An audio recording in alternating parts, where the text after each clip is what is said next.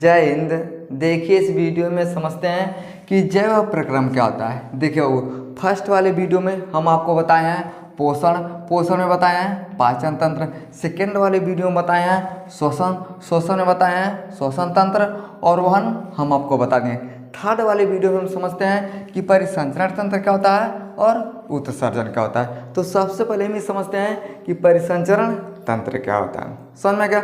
अब उसके विषय में समझते हैं। चलिए ध्यान समझिए। देखिए भैया, जो परिसंचरण तंत्र होता है ना, ये तीन तरह का होता है। कौन कौन होता है? देखिए पहला होता है ओपन, इसे हम बोलते हैं खुला परिसंचरण तंत्र।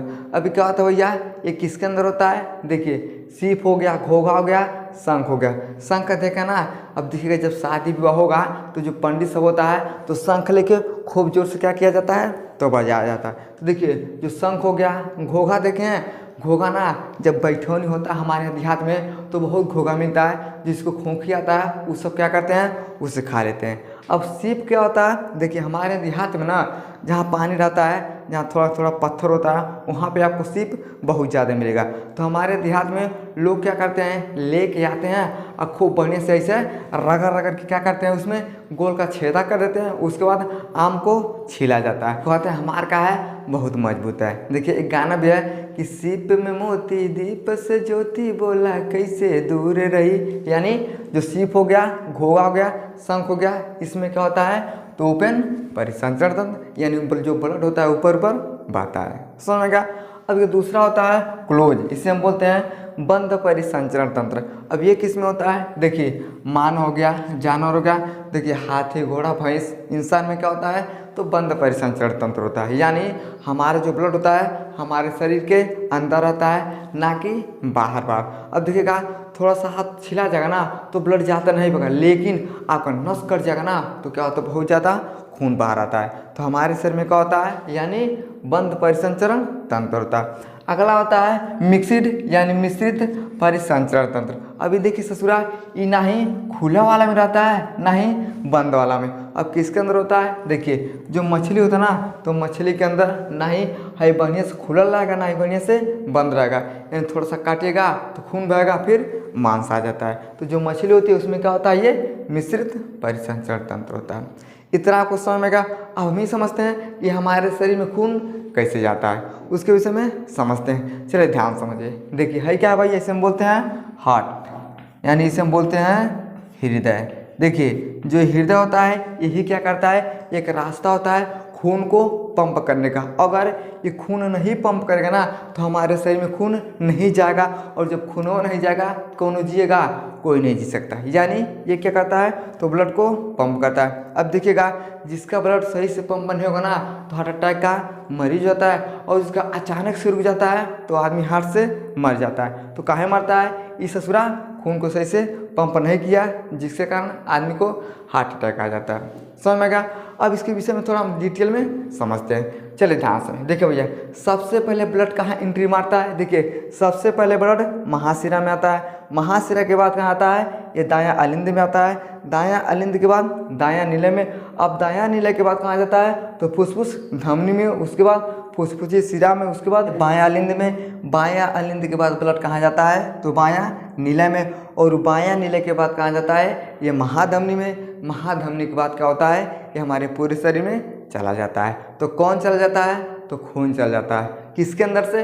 देखिए कौन है, मान लीजिए हमारे चाचा हैं, तो इनके जो अंदर जो हृदय है इस तरह से जो ब्लड पंप कर रहा है, इस तरह से हमारे पूरे शरीर में भेज रहा है। थोड़ा यहाँ पे समझिए। देखिए सबसे पहले ब्लड कहाँ गया, महाशिरा। तो कहाँ गया, महाशिरा में। महाशिरा के बाद ये दायां अलिंद में, यानी दायां अलिंद में। दायां अलिंद के बाद दायां नीले में। अब दायां नीले के बाद कहाँ चला गया, सीधे फुसफुस धमनी में। अब फुसफुस धमनी के बाद कहाँ जाता है, ये चला जाता है लंग्स, यानी फेफड़े में। देखिए जो फेफड़ा होता है ये क्या करता है, CO2। देखिए ये क्या करता है, तो CO2 यानी कार्बन डाइऑक्साइड क्या करता है, बाहर करता है, और ऑक्सीजन को शुद्ध करके पूरे शरीर में भेजने का काम करता है। इसलिए जब सांस लेते हैं तो सबसे पहले कहाँ जाता है, हमारे लंग्स में जाता है। यानी महाशिरा, दायां अलिंद, दायां अलिंद के बाद दायां नीलय, दायां नीलय के बाद ये फुसफुस धमनी, फुसफुस धमनी के बाद ये फेफड़ा में, फेफड़ा क्या किया तो कार्बन डाइऑक्साइड को बाहर किया, ऑक्सीजन को शुद्ध किया।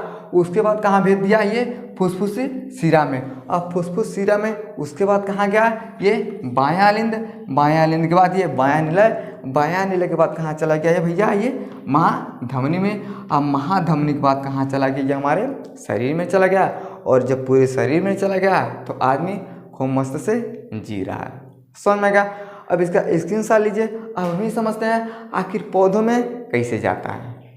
चलिए अब समझते हैं कि पौधों में परिवहन कैसे होता है। हम तो अपने विषय में समझ गए कि कैसे कैसे हमारे शरीर में ब्लड जाता है, लेकिन आखिर पौधा के अंदर बेचारा हृदय नहीं है। एक बात बताइए, इसके अंदर हृदय है तो भैया समझ में आ गया, लेकिन इसके अंदर हृदय नहीं है, आखिर इसके अंदर परिवहन कैसे होता है तो इसके विषय में समझते हैं। देखिए भैया है क्या, इसे हम बोलते हैं पौधा। पौधा को देखिएगा ना तो परिसंचरण करने में दो चीज़ का काम होता है। कौन कौन है देखिए, पहला होता है जाइलम यानी जल, लिखा इसे हम जल। देखिए फ्लोएम यानी भोजन, यानी कहने का मतलब क्या है क्या करता है इसे हम बोलते हैं एक दिशीय, है होता है द्विदिशीय। यानी एक दिशीय का मतलब क्या होता है कि एक दिशा में जाएगा वापस ही नहीं आता। यानी जो जाइलम होता है ये क्या करता है, जल को लेके ऊपर तक चला जाता है फिर वापस नहीं आता है। लेकिन जो भोजन वाला होता है ये तो आपको समझ में आ रहा है, हम लोग भी क्या करते हैं तो भोजन करते हैं। तो भोजन क्या करता है हमारे शरीर में पोषण के रूप में काम करता है। उसी तरह से जो जाइलम होता है ये क्या करता है, जल को तो पौधा के अंदर लेके जाएगा लेकिन वापस से लेके नहीं आएगा। लेकिन जो फ्लोएम होता है ये क्या होता है, भोजन पहुंचाने का काम किसका होता है, ये फ्लोएम का होता है। समझ में क्या, तो दो चीज़ होता है, एक जाइलम एक फ्लोएम। एक बार लेके चला गया वापस नहीं आता है। जो फ्लोएम होता है ये क्या करता है, भोजन को देने का काम करता है। तो ये किस में होता है तो पौधा में होता है। लेकिन देखिए मानव में ना 70 से 72 बार क्या होता है, 1 मिनट में धड़कन हमारा धड़कता है। लेकिन सुनते कैसे हैं, देखिए स्टेथोस्कोप क्या होता है, एक यंत्र होता है, उसके आधार पर हम क्या करते हैं धड़कन को सुन सकते हैं। समझ में गया। तो हम क्या समझ गए परिसंचरण तंत्र के विषय में। अब इसका स्क्रीनशॉट लीजिए। अब हम ही समझते हैं कि उत्सर्जन क्या होता है। चलिए अब समझते हैं कि उत्सर्जन क्या होता है। तो सबसे पहले हम इसके विषय में डिटेल से समझते हैं। देखिए उत्सर्जन में हमें क्या पढ़ना होता है, अपशिष्ट पदार्थ को बाहर कर देना। यानी जो भी चीज़ हम खाते हैं उसके अंदर क्या होता है भैया, बहुत सारा खराब होता है।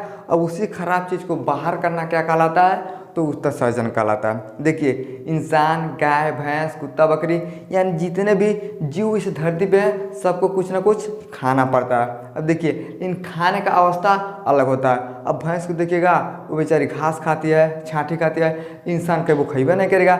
शेर को दीजिएगा वो नहीं खाएगा। यानी सबका खाने का प्रक्रिया अलग होता है। इंसान सबसे बढ़िया चीज़ खाता है, मछली खाएगा, मीट खाएगा, पनीर खाएगा। यानी क्या होता है सबसे बढ़िया क्या करता है इंसान खाता है, लेकिन सबसे बेकार इंसान भी होता है। तो देखिए हम खाते तो हैं लेकिन उसमें बहुत क्या होता है खराब चीज़ होता है जो हमारे अंदर जाता है। अंदर जाने के बाद वो खराब चीज़ बाहर भी आता है। तो क्या होता है जो खराब चीज़ बाहर आता है यानी अपशिष्ट पदार्थ जो बाहर आता है उसी क्रिया को हम क्या बोलते हैं तो उत्सर्जन बोलते हैं। और ये क्रिया हर एक जीव जंतु और इंसान में होता रहता है। समय का अब कोई महादेव थोड़ी ना कि खइबा नहीं करेगा, बस सुनेगा हाँ बड़ी स्वादिष्ट है, पेट भर जाएगा, खाना जरूरी है तो हम खाते हैं। तो उसको हम क्या करते हैं, खराब चीज़ को बाहर भी करते हैं। लेकिन सबसे बड़ा रास्ता क्या होता है, देखिए उससे हम बोलते हैं वृक्क यानी गुर्दा बोलते हैं। यानी यही जो होता है यही क्या कहते हैं, यानी जो वृक्क या गुर्दा होता है ये जोड़ा मानव अंग होता है जिसका प्रधानता कार्य होता है मूत्र उत्पादन और रक्त को शोधन करना। यानी देखिए जो वृक्क गुर्दा होता है ये क्या होता है मानव में होता है। अब मानव कौन है, देखिए ये भी बेचारा मानव है, बस इतना सा फर्क है ये बोल नहीं सकता, हम लोग बोलते हैं। समझ में गया, यानी इसको हम बनाया है और हम लोग क्या करते हैं तो बोलते हैं। तो हमारे अंदर जो वृक्क या गुर्दा होता है ये दो जोड़े में होता है और सबसे बड़ा काम क्या होता है तो मूत्र उत्पादन करना और रक्त को शोधन करना। यानी अगर मूत्र का उत्पादन नहीं करेगा ना तो पानी पीजिएगा तो उसका पूरा पेटों में फैल जाएगा। तो यह बेचारा क्या करता है, ये क्या करता है इसका उत्पादन करता है और रक्त को सही करने का काम इसी का होता है। समझ में क्या?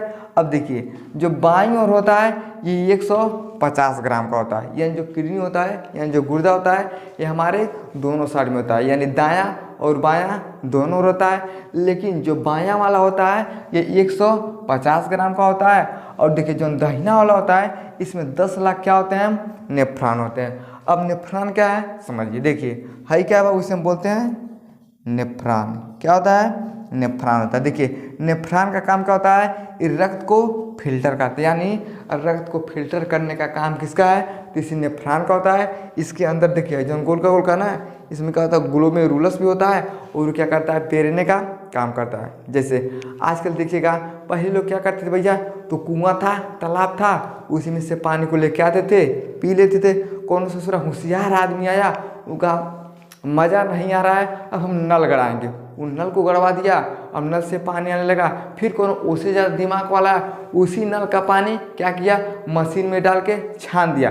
अब जब छान दिया पैसा से बेचने लगा। अब कहीं भी जाइएगा शहर बाज़ार में चाहे रेलवे स्टेशन पे तो 20 रुपये में इतना बड़ा डिब्बा देता है। सोचिए पानी हुआ है, बस उसका टेक्निक अलग है, उसको थोड़ा साफ कर दिया, फिल्टर कर दिया, आदमी कहता है आप बहुत बढ़िया पानी पीजिएगा। एक बात बताइए, उसमें सब लाभदायक कीटाणु ही मर जाएंगे, उस पानी पीने से क्या फ़ायदा होता है? लेकिन जानबूझ के लोग वह पानी पीते हैं, यानी पानी को क्या किया गया? फिल्टर कर दिया गया, उसको बोलते हैं हम कि शुद्ध हो गया।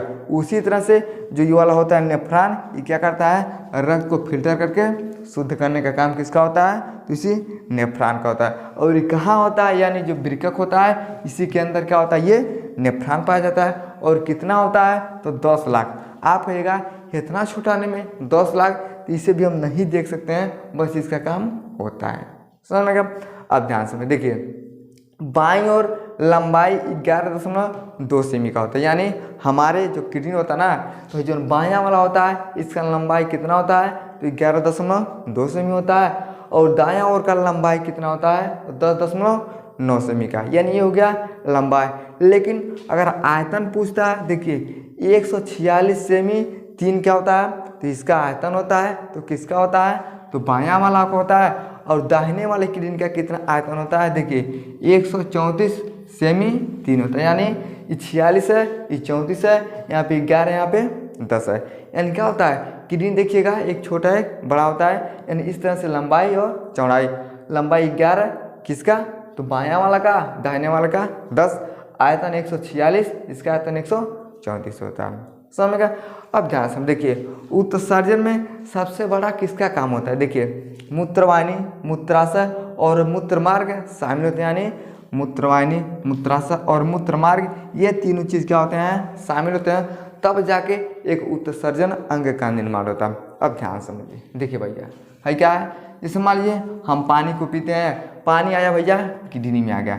अब किडनी क्या करता है ना, उसको छान देता है। छानने के बाद जो हमारे लायक है हमारे अंदर दे दिया, बाकी जो दूसरा खराब होता है ये भेज देता है। तो किस रास्ते से भेजता है? देखिए मूत्रवाहिनी। देखिए है क्या होता है? मूत्रवाहिनी। अब जैसे मान लीजिए भैया है, मान लीजिए है एक ठो बम्मा हो गया। क्या हो गया? बम्मा हो गया।